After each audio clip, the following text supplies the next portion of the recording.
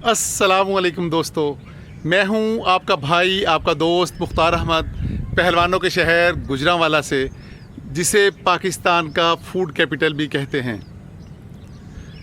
दोस्तों, मैं दिल्ली के एक होटल के काउंटर पे खड़ा था। चेकआउट का टाइम था। मैंने पैसे निकाले और मैनेजर को दिए, लेकिन उसने मुझे पैसे लेने से रोक दिया। उसने कहा कि आपका बिल तो पहले ही हो चुका है। मैंने कहा क्या मतलब? मेरा बिल पहले हो चुका है, मेरा बिल कौन दे सकता है? तो उसने कहा कि सरदार साहब के बंदे आए थे, वो आपका सारा बिल क्लियर करके चले गए हैं। दोस्तों, जेब में पैसे थे लेकिन कोई लेने वाला नहीं था। मैं हैरान खड़ा था। ये कहानी है एक ऐसे बुज़ुर्ग की जिनको मैंने पहले कभी नहीं देखा था। मैंने उनसे कभी कोई बात नहीं की थी, वो मुझे जानते नहीं थे, लेकिन उन्होंने मुझे बिल्कुल ऐसे ट्रीट किया जैसे एक बेटे को ट्रीट करते हैं। दोस्तों, ये कहानी सिर्फ मेरी कहानी नहीं है, ये हर उस बंदे की कहानी है जो समझता है कि मोहब्बत का कोई मज़हब नहीं होता और प्यार की कोई सरहद नहीं होती। दोस्तों, ये कैसे हुआ, आइए आपको सुनाता हूँ। कुछ साल पहले की बात है, मैं इंडिया जाने की तैयारी कर रहा था कि मुझे मेरे एक बुज़ुर्ग हाफिज़ साहब, जो उन दिनों टोरंटो कनाडा में थे, उनकी कॉल आती है कि बेटा अगर दिल्ली जाओ तो सरदार रछपाल सिंह जी से ज़रूर मिलना। लेकिन एक मसला था, मेरे पास सरदार साहब का जो टेलीफ़ोन नंबर था वो मेरी डायरी में लिखा हुआ था, और जब मैं दिल्ली आ रहा था तो रास्ते में मेरी वो डायरी गुम हो गई। लेकिन एक यकीन था कि सरदार साहब मशहूर आदमी हैं, सियासत में भी सरगर्म हैं, शिरोमणि गुरुद्वारा प्रबंधक कमेटी के मेंबर भी हैं। किसी भी गुरुद्वारे में जाऊंगा तो वहाँ से उनका पता मिल जाएगा, उनका टेलीफ़ोन नंबर मिल जाएगा। मैं चांदनी चौक के पास जामिया मस्जिद के करीब ही एक होटल में ठहरा हुआ था। गुरुद्वारा शीशगंज साहब उसके बिल्कुल करीब ही था।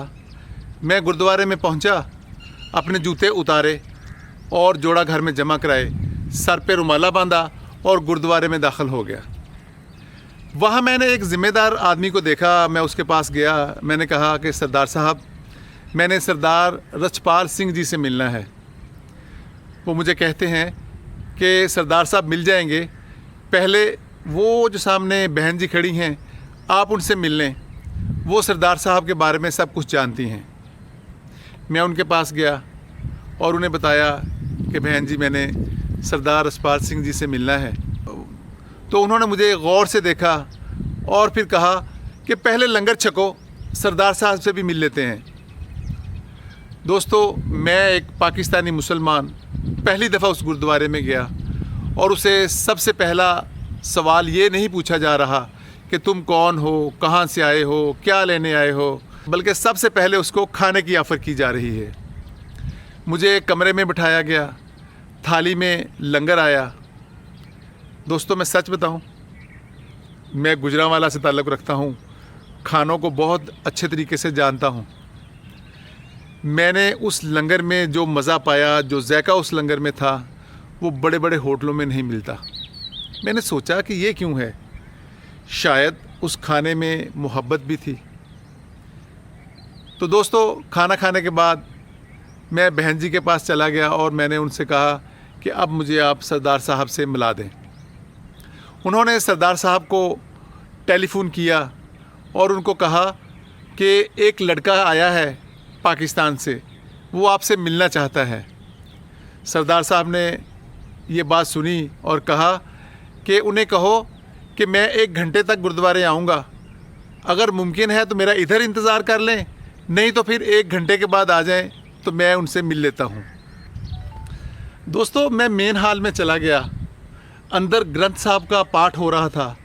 फ़िज़ा में गुरबानी के अल्फाज तैर रहे थे। दोस्तों, मैं पंजाबी हूँ और गुरु ग्रंथ साहब पंजाबी में लिखी गई एक मुक़द्दस किताब है। मुझे उसके हर लफ्ज़ की समझ आ रही थी और हर लफ्ज़ मेरी यादाश्त में महफूज हो रहा था। इतने में वो बहन जी आ गईं।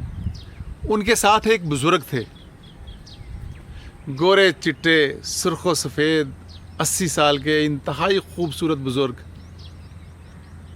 उनकी आंखों में ऐसी चमक थी जो शायद लोगों की आंखों में जवानी में भी नहीं होती। ये थे सरदार रछपाल सिंह जी। हम बरामदे में बैठ गए। पस मंज़र में गुरबानी की आवाज़ आ रही थी जो सीधा दिल में उतर रही थी। और फिर सरदार साहब ने अपनी जेब में से एक लाल रंग का रुमाल निकाला और मुझे कहते हैं कि बेटा, ये मेरी ज़िंदगी का सबसे कीमती सरमाया है। फिर उन्होंने उस रुमाल की गिरें खोली तो उसमें से चंद मुड़ी तुड़ी बुसीदा सी चिट्ठियाँ निकली।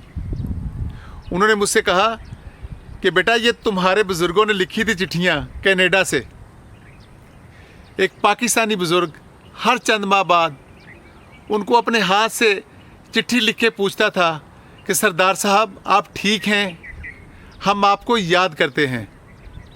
और उन सरदार साहब ने वो चिट्ठियाँ उनको इतना अहम समझा कि उनको एक लाल रंग के रुमाल में गिरें लगा के उनको महफूज करके अपनी जेब में अपने सीने के साथ लगा के रखा हुआ था। दोस्तों, मेरी आंखें भीग गईं उनका ये प्यार देख के, उनकी ये मोहब्बत देख के। हम वहाँ बैठ के काफ़ी देर बातें करते रहे और उठने से थोड़ी देर पहले मैंने सरदार साहब से कहा कि मैंने आपके साथ एक तस्वीर बनवानी है। तो वो मुझे कहते हैं, बेटा, एक क्या, जितनी मर्ज़ी तस्वीरें बनाओ। मैंने तस्वीर बनाने के लिए अपनी जेब में से मोबाइल निकालने के लिए हाथ डाला तो मेरी जेब में मेरा मोबाइल नहीं था। मैंने दूसरी जेब में भी देखा लेकिन मोबाइल कहीं गुम हो गया था। दोस्तों, ये मोबाइल जिसमें मेरे सारे इंडियन अजीज़ों कारब के टेलीफोन नंबर थे, उनके पास भी मेरा यही टेलीफोन नंबर था। और वैसे भी दोस्तों, पाकिस्तानी पासपोर्ट के ऊपर इंडिया में सिम का अजरा कराना, और वो भी दूसरी दफ़ा, एक बहुत मुश्किल काम है। मैं परेशान हो गया। सरदार साहब ने मेरी परेशानी देखी तो वो मुस्कुरा के बोले कि बेटा, अगर तो तुम्हारा मोबाइल गुरुद्वारे के अंदर गिरा है तो फिर फ़िक्र की कोई बात नहीं, आपको मिल जाएगा। उन्होंने बहन जी को आवाज़ दी और कहा कि आप गुमशुदा चीज़ों वाले डिपार्टमेंट में जाओ और जाके पता करो कि उधर किसी ने बेटे का मोबाइल तो नहीं दिया। वो बहन जी गई। अच्छा, मुझे उस वक्त तक नहीं पता था कि गुरुद्वारों में गुमशुदा चीज़ों का एक अलहदा से काउंटर होता है। तो दोस्तों, 5 मिनट के बाद ही वो बहन जी आ गई।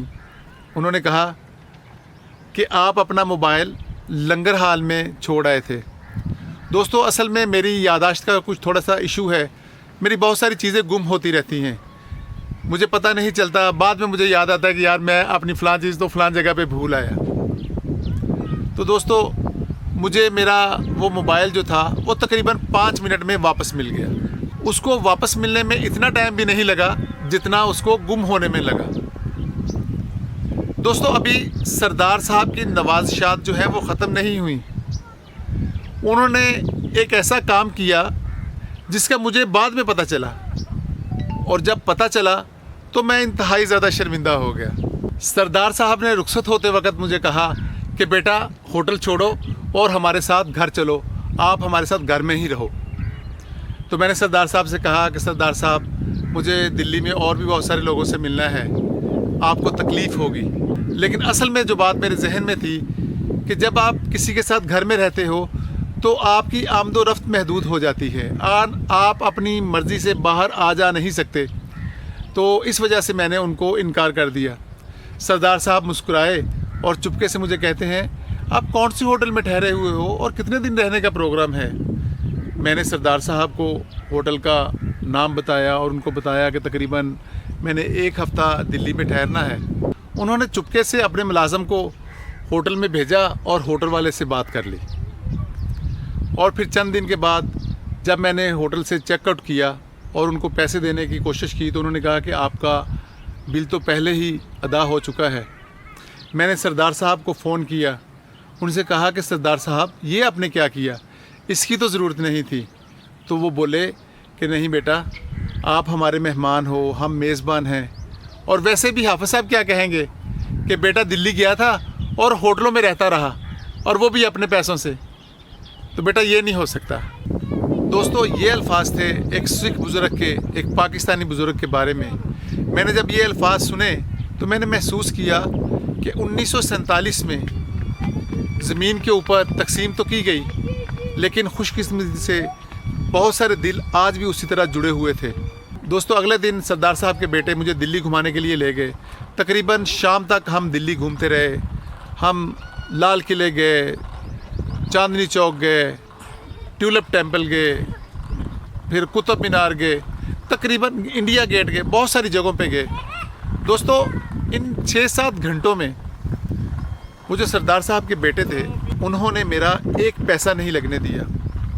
कोशिश के बावजूद भी वो इनकार करते रहे, बल्कि उल्टा उन्होंने मुझे बहुत सारे तोहफे तोहफे भी लेके दिए। दोस्तों, मैं दिल्ली से वापस आ गया। मेरा मोबाइल गुरुद्वारे के अमानत घर से मिल गया था। होटल का बिल चुका दिया गया था एक बुज़ुर्ग की खामोश मोहब्बत से। लेकिन दोस्तों, जो चीज़ मैं साथ लाया वो ना तो किताबों में समा सकती है और ना तस्वीरों में। वो था ये यकीन कि इंसानियत अभी ज़िंदा है। गुरुद्वारे में मुझे लंगर छकाया गया बग़ैर पूछे कि मैं कहाँ से आया हूँ। एक अजनबी ने मेरा मोबाइल जमा करवाया बग़ैर इनाम की उम्मीद के। एक बुज़ुर्ग ने मेरे होटल के बिल चुकता किए बग़ैर किसी लालच के। दोस्तों, लाल रुमाल के अंदर लिपटी हुई चिट्ठियाँ आज भी किसी के सीने के साथ लगी हुई हैं।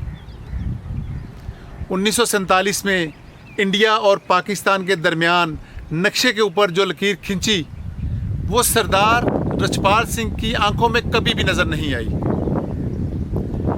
यही है असल पंजाबियत, यही है असल इंसानियत। इजाज़त दीजिए, खुदा हाफिज़।